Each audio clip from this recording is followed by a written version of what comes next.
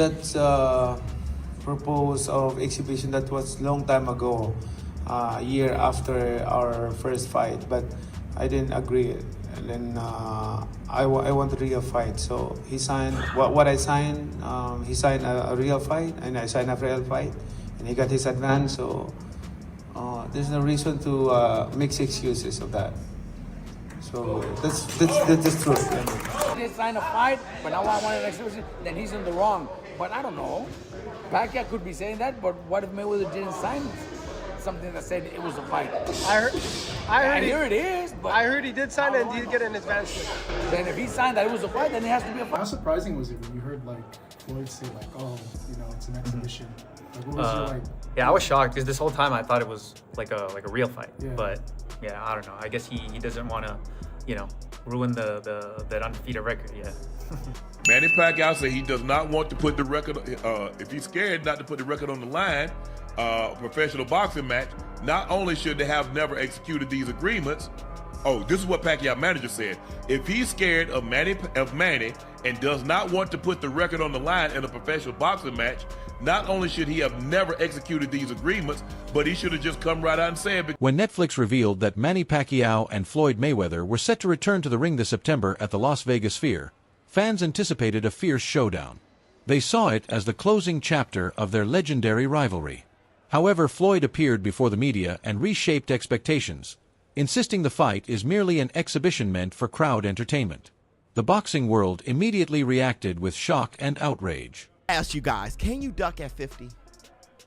Can you really? Is it really ducking at 50? If it is, it is. Let me know in the comments. But can you duck at 50 though? If it's like, I ain't got that kind of time, man. And when you listen to Manny Pacquiao talking about his game plan and how he's going to approach the rematch. You know, what adjustments do you think you're gonna make for the rematch? Adjustments compared to the first fight. I have the improved and better strategy compared to the last one. I know it's something you've been wanting for a very long time. I know you felt that that first fight wasn't, you know, the best of you, right? Yes. This time, no excuse. No excuse. That's crazy talk. Manny Pacquiao is one of those crazy ones, man. That's why he did stuff and accomplished things, 8 divisions and all that stuff that, I mean, it just can't happen anymore, right? Manny Pacquiao did that crazy, what Bud Crawford did last year, just the psycho Sam Langford shit, right? The Henry Armstrong shit, hit the Tyson Bell. That's Manny Pacquiao. I do think Floyd Mayweather, I think he's trying to wiggle out of it, or like Manny Pacquiao is saying here, that he's just trying to play mind games and hopefully Manny Pacquiao doesn't take the fight. When a person enters into a legally binding agreement yet presents an entirely different narrative publicly, the head of Manny Pacquiao Promotions, Jasm Thor, moved forward with key disclosures. He stated that an already finalized signed contract is in existence, which clearly mandates a fully sanctioned professional fight. This paperwork is intended to be permanently stored in official archives system records. There's been a lot of confusion that's going on. I know that there's been some tweets that's been presented on our end. Yeah. And obviously there's quotes from you kind of saying that, hey, one, this is not an exhibition, and 2, the fight is still on. So could we just start from kind of, I guess, both angles on the exhibition, true not, and is the fight still going on? All right, so it's never been an exhibition. It was never an exhibition. It was never discussed as an exhibition.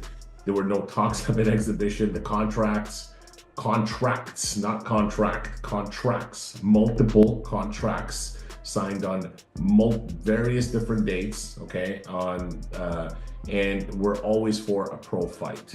So this is for a pro fight. It was always a pro fight. Floyd's been aware that it's been a pro fight from day one.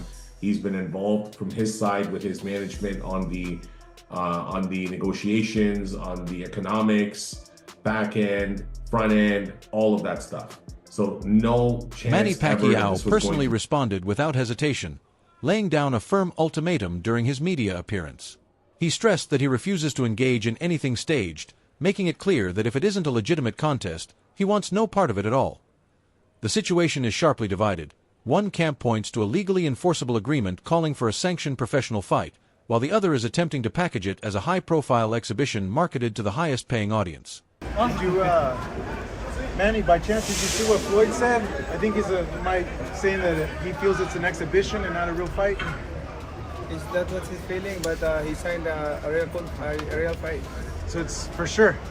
Yes, the contract that we signed is a real fight. Real fight, okay. Yeah, because I know he said those things. I want to fight an exhibition. No exhibition.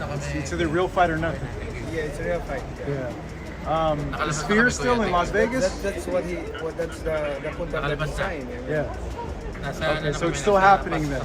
Yes, to remember that. But it's still on. It's still happening. Oh yeah, we did sign the contract already. So there's no reason why it wouldn't. Why wouldn't? Yeah. All right. Look good. You look already in shape. What adjustments do you think you're gonna make for the rematch? Adjustments compared to the first fight. I have the improved and better strategy compared to the last time. I know it's something you've been wanting for a very long time. I know you felt that that first fight wasn't, the best of you, right? Yeah. This time, no excuse. Changing direction is one thing, but it becomes far more serious when the payment has already been received. Reports have emerged suggesting that Floyd allegedly accepted a substantial upfront advance to finalize this rematch deal. The critical issue is that the payout was reportedly linked directly to the agreed conditions of a fully sanctioned professional fight. Receiving millions under those terms and later publicly framing the event as an exhibition creates a highly risky and complicated position.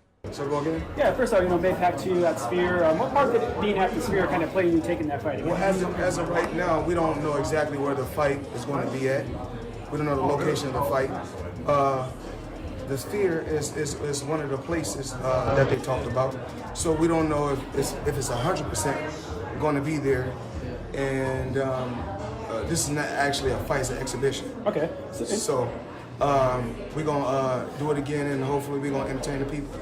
Right. And as far as that, what's it going to be like fighting him again, like 11 years later now? It's just, I never really took any abuse, in the sport of boxing. Still extremely healthy, work out every day. And, I got an exhibition with Mike Tyson also, another exhibition in Greece. So if I'm just sitting at home and I'm just working out every day, spending time with my grandson and spending time with my children, I said, why not go out, have a little fun. Legal commentators and boxing analysts have already started flagging the situation as a potential serious contract violation. The move raises questions about how Mayweather could have expected to retain the payment while not fully delivering on the written. I can't believe what I am reading out of this Floyd Mayweather and Manny Pacquiao fight. I knew that there had to be something up with Floyd coming back to fight Manny in a pro fight. That's how it was announced on Netflix. And I also know for a fact that Floyd is operating at a deficit right now. He is not making money, he is spending money or losing money. It's not going well for Floyd Mayweather's financials. And for all the examples we've seen, him suing Showtime for $300 million, him foreclosing on multiple properties, him losing on investments on multiple properties, him buying a lot of depreciating assets, and him all of a sudden looking to box very much in the year 2026. Floyd losing money Mayweather, as the chatter says, is in dire straits financially. Now again, is he got more money than me? Yeah, but he also spends a lot more money than me, which is why I thought him coming back to fight Manny Pacquiao, it made dollars, so sure, it makes sense. But for him to put his pro record on the line means this is really bad for Floyd. Well, turns out it could be as bad as we thought or potentially worse, because Floyd Mayweather came out, 5 days ago now. I'm a little bit late to this story, but I wanted to make sure I had all the information. He came out 5 days ago and said that this fight isn't a pro fight. Even though it's announced that way, Netflix, the whole thing, all the promotion being pro-fight, it has not apparently been that. While one side speaks casually about delivering an entertaining spectacle, the other is fully isolated in preparation mode with far more destructive intent. Pacquiao is approaching the September date with extreme seriousness, and his training workload reflects it. reportedly going through punishing sessions that reach around 30 to 36 rounds each day. This isn't preparation for a light, friendly exhibition atmosphere. It is conditioning built for a decisive outcome aimed at settling a rivalry that has lingered for 11 years. God, you know what's crazy about him is his calves. Yeah, when you look massive. at that, they're giant. They're like a thigh. And I know the reason why, because in General Santos, the mountains that he runs and that steep hill, that's why they're so big, because he's always constantly running the mountains. And I was doing the mountain runs with him. Yeah. My calves started getting bigger and bigger. But I understand, why his calves are huge. But he's always bouncing. He's always moving around. Yes. Like, he'll bounce for like 20-something rounds. He'll do his pads and he's jumping up and down. And he really is an unbelievable person, unbelievable athlete, and a legend of the sport. I think as time progresses, people are really gonna appreciate his greatness. Yeah, and coming back from defeats too. I mean, he's a guy that's had his downs. Yeah. He's had his ups and his downs, and he always smiling and always friendly to people. It's like he's so admirable. Early information also suggests the fighters may be using 8-ounce gloves while competing at a 147-pound limit. Those conditions are typically associated with a fast-paced, high-intensity bout designed for real competition rather than a controlled display. It reinforces the idea that Pacquiao is approaching this as a serious fight rather than treating it as a simple financial appearance. It hurts me more than you, man. 31 Time! You start.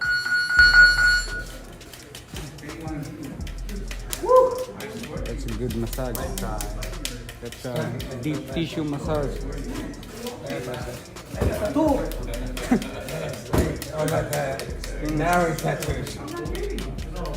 Across social platforms, many are claiming they understand the motivation behind this abrupt shift in stance. The boxing audience online has been heavily critical of Mayweather, with a large portion accusing him of avoiding a legitimate test. The dominant narrative suggests concern over protecting his undefeated 50-0 record. Given his current age, facing a highly driven, physically sharp Pacquiao is seen by fans as a significant risk. Many are rejecting the exhibition framing altogether, arguing that a professional defeat at this point would damage the legacy he has carefully built.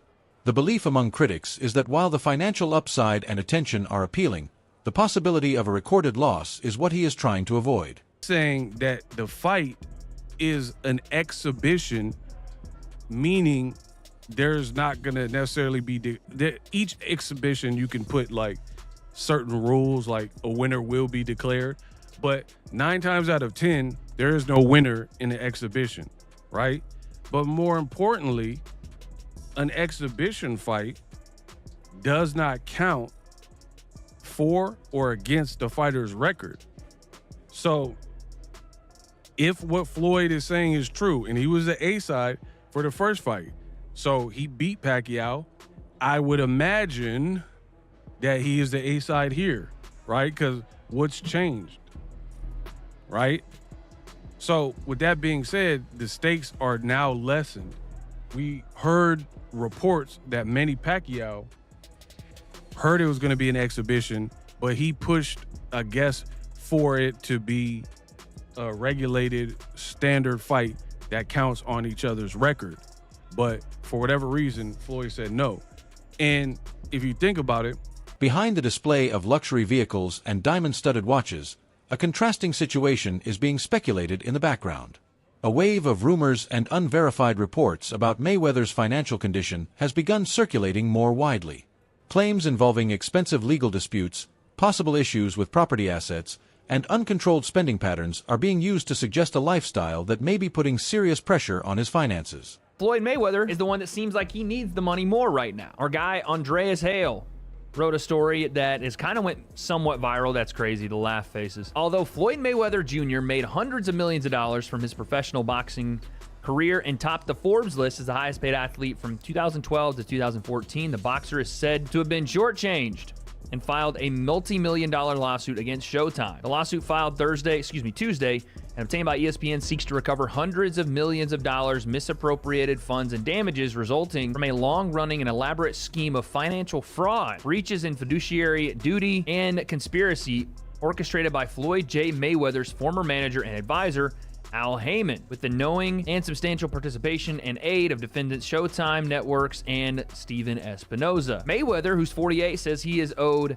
at least $340 million and cites a complex web of hidden accounts, unauthorized transactions, and deliberate concealment of financial records as the reason he believes he's been defrauded from those funds. Heyman is not named as a defendant in the complaint, which is interesting because I misspoke and said he sued Al Heyman. He's essentially saying that Showtime and Al Heyman colluded to not pay him with Steven Espinoza, but then he doesn't name Heyman in the suit. Very odd. Anyway, it's a mess, and for those people that always thought that Floyd Mayweather had financial troubles because of the money he owed to the IRS, because of the terrible, terrible business and real estate investments that he's made, and apparently some of these have gone under, and he is owed back rent, or he is owing back rent, and he is delinquent on a lot of payments for a lot of different things right now. These things seem to have added up for Floyd, and now it's pretty apparent that not only is he doing these, bank robbery style exhibitions, but it looks like he absolutely needs to do it, which is very, very sad. Listen, I'm not the biggest fan of Floyd Mayweather as an individual outside of the ring, but I never want to see athletes have their money mismanaged or mismanage their own money so badly that they go broke in retirement, and it looks like that's kind of what's happening. And here's a snippet from Business Insider because it made me want to pay for the entire article. Business Insider is reporting that Floyd Mayweather could be facing money trouble, citing an estimated $54 million in debt, property foreclosures, multiple lawsuits piling up. Mayweather's attorney strongly denies he's any kind of financial distress, but the headlines aren't slowing down. $54 million alleged dollars in debt. So it makes sense why they would want to do. This development adds a far more troubling angle to the situation. Certain insiders are now suggesting that the shift toward labeling the fight as an exhibition could be a strategic move aimed at securing Netflix's large financial backing while minimizing actual physical risk and professional stakes. From this perspective, if there is genuine financial pressure behind the scenes, structuring the event in a safer format would appear to be the most practical way to access a major payout without exposing himself to the dangers of a full competitive bout. All across social media, there are rumors and stories coming out about Floyd Mayweather, him auctioning off property, him being in bankruptcy, him being out of money, and that's why he's going to fight Mike Tyson. Saw this incredible tweet where a guy listed all the things Floyd Mayweather wasted money on while living in Las Vegas, just living for the culture. That's what Floyd Mayweather is an example of. The stupidity of living for the culture and trying to be relatable and trying to be this incredible icon or example of, look how much money I've made. He's blown it all, and now at 49 years old, he's got to go back into the boxing ring and continue to fight because he's in a lot of debt. He's kicked the club $200. I could use a good ass kick, I'll be very honest with you. This is what I was trying to make the point to Cam Newton about. This whole, I'm doing it for the culture. What has doing it for the culture ever gotten anyone? Venereal disease? I think it's a venereal disease. Bunch of baby mamas? Kevin Jr., Kevin, you are the mom! Criminal rap sheet? And this is why I say, don't be relatable, don't live for the culture.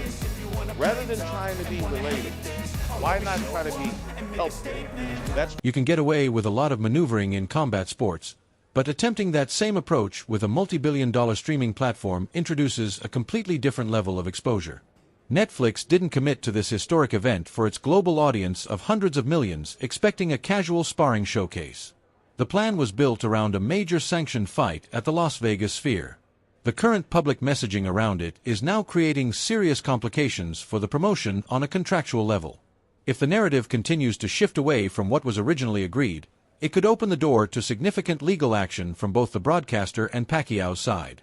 When that much money and corporate backing is involved, undermining the agreed terms becomes a high-risk move with serious consequences. Floyd is so badly hurting for money that this is the stuff he's doing. He's trying to scam Netflix, of all people. Floyd, we know, is a serial scammer at this point. With the cryptocurrencies, with the Logan Paul fight, knowingly signing contracts for a pro fight just to go and publicly undermine it while taking a cash advance. Essentially going, cool, I need that money now.